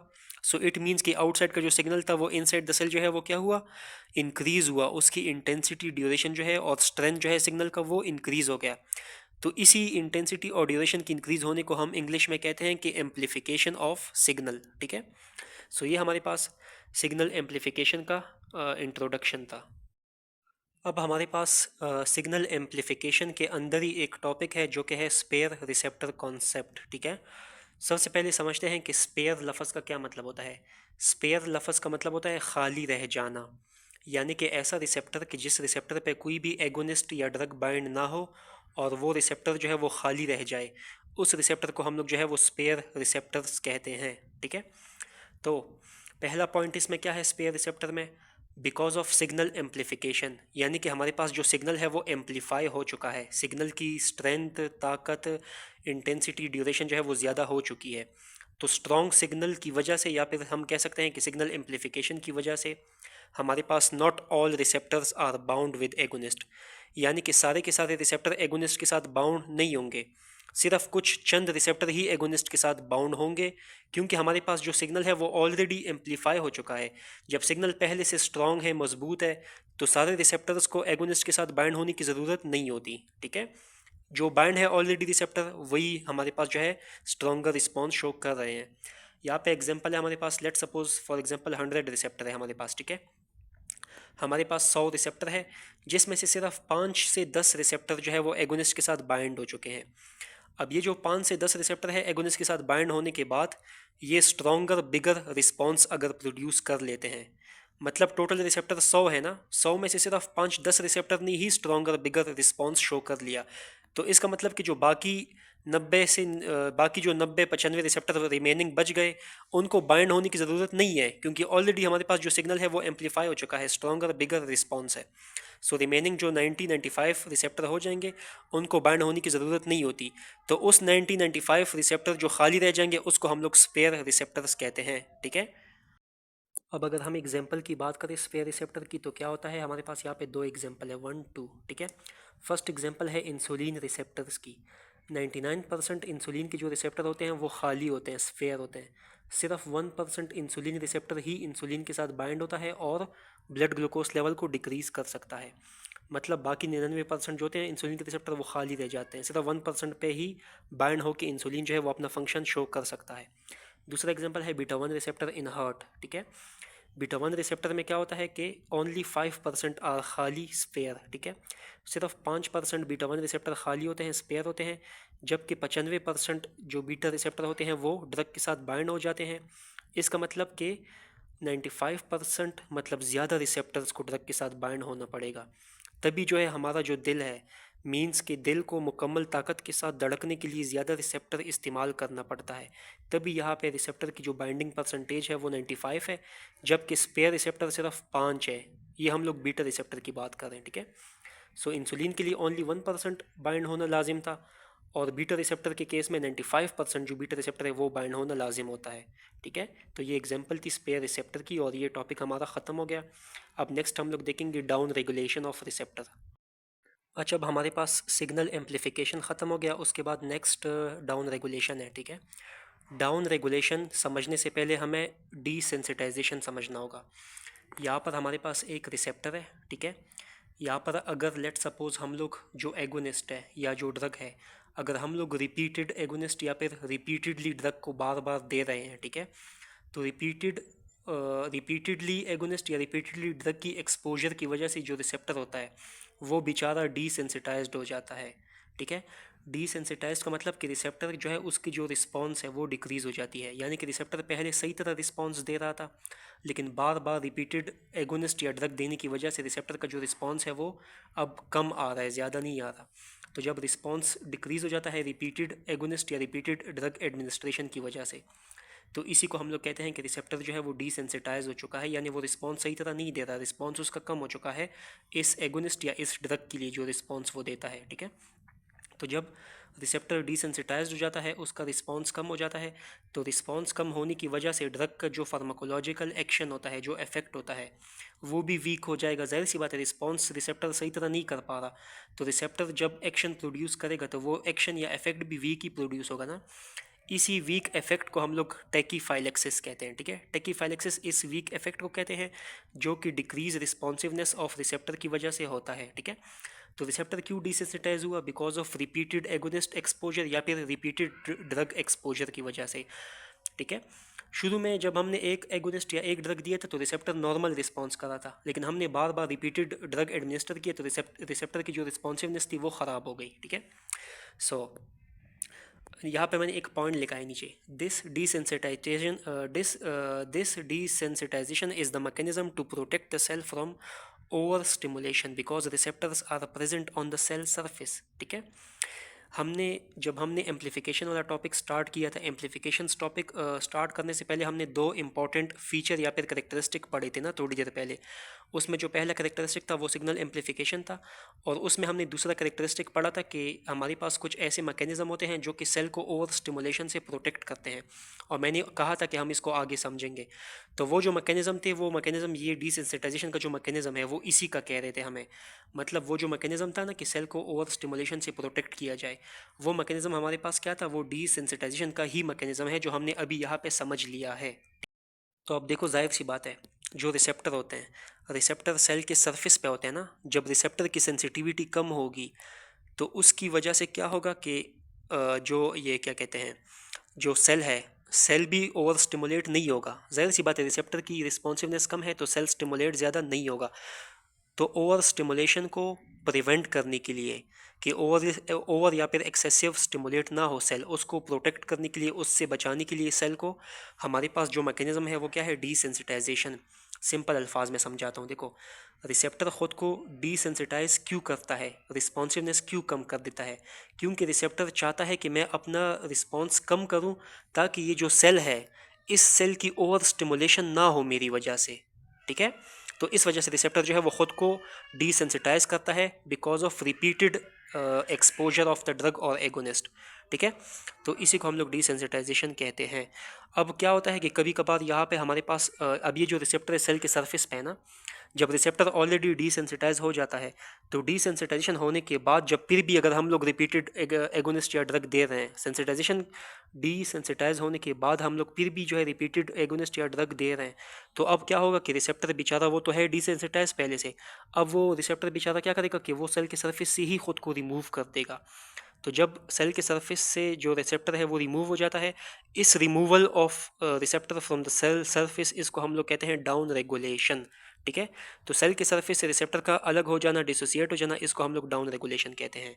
तो हमने डिसेंसिटाइजेशन को समझ लिया, डाउन रेगुलेशन को समझ लिया, और प्रोटेक्टिव मैकेनिज्म क्या था? वो हमारे पास डिसेंसिटाइजेशन था।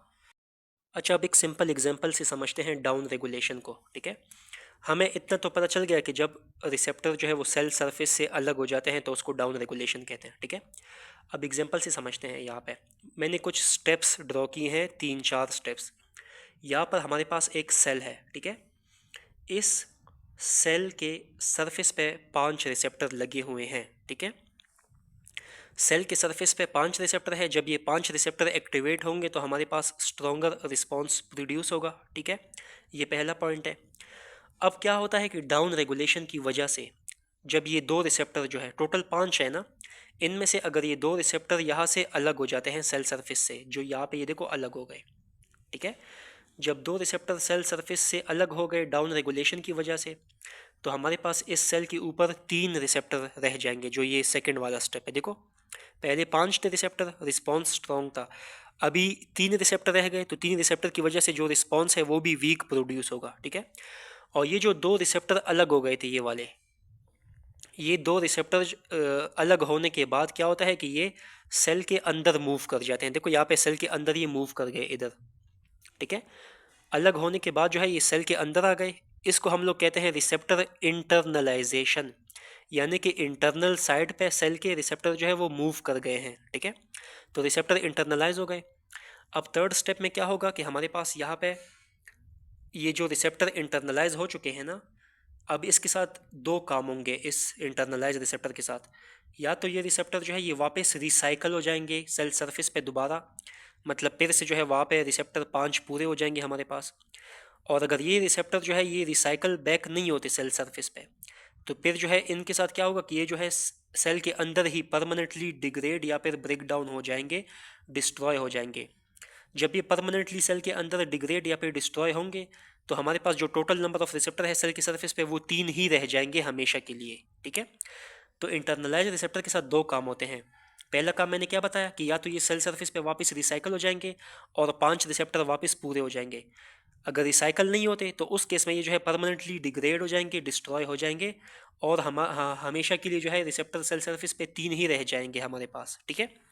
तो ये बेसिक एग्जांपल था कि जो, अच्छा अब हमारे पास एक डाउन रेगुलेशन के अंदर ही एक टॉपिक है जो कि है रिफ्रैक्टरी पीरियड, ठीक है। रिफ्रैक्टरी पीरियड का मतलब होता है कि वो टाइम पीरियड कि जिस टाइम पीरियड में जो रिसेप्टर है वो ख़ुद को रिकवर करता है। देखो सिंपल अल्फाज में बताता हूँ, जब एक एगोनिस्ट रिसेप्टर पे बाइंड हो गया और रिसेप्टर ने अपना एक्शन जो है वो शो कर लिया, ठीक है। अब नेक्स्ट एगोनिस्ट के साथ इंटरेक्शन करने से पहले रिसेप्टर जो है वो ख़ुद को थोड़ा सा टाइम देगा रिकवर होने के लिए, क्योंकि जब रिसेप्टर ख़ुद को रिकवर करेगा नॉर्मल स्टेट में, तभी जो है वो नेक्स्ट एगोनिस्ट के साथ बाइंड होकर प्रॉपर इंटरेक्शन और प्रॉपर एक्शन जो है वो सेकेंड टाइम भी प्रोड्यूस कर सकेगा, ठीक है। सो रिसेप्टर एक दफ़ा जब एगोनिस्ट बाइंडिंग की वजह से स्टिमुलेट हो जाता है, एक्शन शो कर लेता है, तो उसके बाद रिसेप्टर को कुछ टाइम चाहिए होता है रिकवर होने के लिए बिफोर सेकंड एगोनिस्ट के बाइंडिंग होने के साथ, ठीक है। तो पहला पॉइंट ये हो गया। इसी रिकवरी टाइम को हम लोग रिफ्रैक्टरी पीरियड कहते हैं, जिसमें रिसेप्टर खुद को रिकवर करता है नॉर्मल स्टेट में वापस लेके आता है। सेकेंड पॉइंट है कि रिसेप्टर्स टेम्पररी अनरिस्पॉन्सिवनेस हो जाते हैं। जाहिर सी बात है, रिफ्रैक्टरी पीरियड चल रहा है रिसेप्टर का, रिकवरी टाइम चल रहा है रिसेप्टर का, अभी तक रिसेप्टर वापस रिकवर नहीं हुआ है ना प्रॉपरली। तो जब रिसेप्टर अभी तक प्रॉपर वापस रिकवर नहीं हुआ, उसका रिफ्रैक्टरी पीरियड चल रहा है, तो इस टाइम पीरियड के दौरान रिसेप्टर का जो रिस्पॉन्स है वो टेम्पररी अनरिस्पॉन्सिवनेस होगा, मतलब रिसेप्टर का रिस्पॉन्स जो है वो टेम्पररी ब्लॉक हो जाएगा। चाहे एगोनिस्ट आ भी जाए तो वो इंटरेक्ट नहीं कर पाएगा रिसेप्टर के साथ, ठीक है। तीसरा पॉइंट है यहाँ पे, आफ्टर रिफ्रैक्टरी पीरियड, यानी कि रिकवरी टाइम हो गया, रिसेप्टर जो है वो वापस रिकवर हो गया नॉर्मल स्टेट में, तो आफ्टर रिकवरी टाइम या फिर after recovery period receptor regains its normal response to agonist, यानी कि अब जब नॉर्मल रिस्पॉन्स वापस रिसेप्टर ने वापस गेन कर लिया, अब अगर सेकंड एगोनिस्ट आएगा तो वो रिसेप्टर के साथ अच्छी तरह से इंटरेक्शन भी करेगा और रिसेप्टर जो है वो अपना मैक्सिमम बायोलॉजिकल रिस्पॉन्स फिर से प्रोड्यूस कर सकेगा, ठीक है। तो रिफ्रैक्टरी पीरियड इस, अब रिफ्रैक्टरी पीरियड के बाद हम यहाँ पे थोड़ा सा एंटागोनिस्ट को भी डिस्कस करते हैं, ठीक है। अब एगोनिस्ट के केस हमने पढ़ लिया। एगोनिस्ट के केस में क्या हो रहा था कि एगोनिस्ट की रिपीटेड एक्सपोजर की वजह से रिसेप्टर की डाउन रेगुलेशन हो रही थी। अब यहाँ पे जब हम लोग एंटागोनिस्ट की बात करेंगे तो एंटागोनिस्ट के केस में ऑपोजिट काम होगा। एगोनिस्ट की रिपीटेड एक्सपोजर में क्या हो रहा था, डाउन रेगुलेशन, तो एंटागोनिस्ट के केस में क्या होगा, अप रेगुलेशन होगा, ठीक है। यानी कि सेल जो है वो अपने सरफेस पे नंबर ऑफ रिसेप्टर्स को इंक्रीज़ करेगा एंटागोनिस्ट की रिपीटेड एक्सपोजर की वजह से, और इसी increase number of cell surface receptor को हम लोग अप रेगुलेशन कहते हैं। और ये कब होता है, ये एंटागोनिस्ट की रिपीटेड एक्सपोजर की वजह से होता है, ठीक है। जब सेल जो है वो अप रेगुलेशन करता है, या फिर हम कह सकते हैं कि नंबर ऑफ रिसेप्टर को इंक्रीज़ कर जाता है एंटागोनिस्ट की रिपीटेड एक्सपोजर की वजह से, तो हमारे पास जो एंटागोनिस्ट का ब्लॉकिंग इफेक्ट है वो कमज़ोर पड़ जाता है। ठीक है, देखो एंटागोनिस्ट क्या है, रिपीटेडली एक्सपोज हो रहा है रिसेप्टर पे, एंटागोनिस्ट रिसेप्टर को ब्लॉक करता है ना। तो क्या होता है कि लेट सपोज अगर हमारे पास सेल के ऊपर जो है 3 रिसेप्टर है, ठीक है, तो एंटागोनिस्ट जो है वो उन तीनों रिसेप्टर को ब्लॉक करेगा, और रिपीटेड एक्सपोजर होगी तो रिसेप्टर जो है वो बार बार ब्लॉक होगा ना। सो सेल क्या होता है कि सेल सोचता है कि चलो मेरा जो है वो रिसेप्टर बार बार रिपीटेडली एंटागोनिस्ट की वजह से ब्लॉक हो रहे हैं, तो क्यों ना मैं अपने नंबर ऑफ रिसेप्टर को थोड़ा सा बढ़ा देता हूँ, यानी 3 से मैं उसको 5 कर देता हूँ, तो फिर शायद जो है वो काम बन जाए मेरा। ठीक है, तो सेल जो है वो अपने नंबर ऑफ रिसेप्टर को इंक्रीज़ कर जाता है, मतलब पहले 3 थे अभी 5 हो गए, तो 5 रिसेप्टर के केस में जो एंटागोनिस्ट होगा वो सही तरह से उनको ब्लॉक नहीं कर पाएगा। यानी कि जब 3 रिसेप्टर को एंटागोनिस्ट प्रॉपरली ब्लॉक करवा रहा था, तो अब जब रिसेप्टर के नंबर तादाद जो है वो ज़्यादा होगी, तो ज़्यादा तादाद पे एंटागोनिस्ट सही तरह काम नहीं कर पाएगा, तो जो ब्लॉकिंग इफेक्ट है एंटागोनिस्ट का वो वीक हो जाएगा। ठीक है, तो एंटागोनिस्ट के केस में क्या होता है, अप रेगुलेशन होती है, जबकि एगोनिस्ट की रिपीटेड एक्सपोजर में क्या था, वहाँ पे डाउन रेगुलेशन हो रही थी। तो ये था हमारा फाइनल टॉपिक सिग्नल ट्रांसडक्शन का, क्लियर हो गया।